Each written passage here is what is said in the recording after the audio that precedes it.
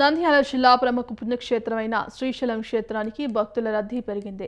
వరుస సెలవులు రావడంతో శ్రావణ మాసంలో శ్రీశైలం మల్లన్న దర్శనానికి భక్తులు బారులు తీరారు. భక్తుల రద్దీ అధికంగా ఉండడంతో మల్లన్న స్పర్శ దర్శనాలకు 4 రోజుల పాటు బ్రేక్ పడింది. 18 వరకు మల్లన్న స్పర్శ దర్శనాలు, గర్భాలయ అభిషేక అర్జిత సేవలను నిలుపుదల చేస్తున్నట్లు ఆలయ ఈవో ఎం శ్రీనివాసరావు ఇప్పటికే ప్రకటన విడుదల చేశారు. శ్రీశైలం డ్యాం గేట్లు కూడా తెరవడంతో ప్రాజెక్టును చూసేందుకు పర్యాటకులు పోటెత్తుతున్నారు.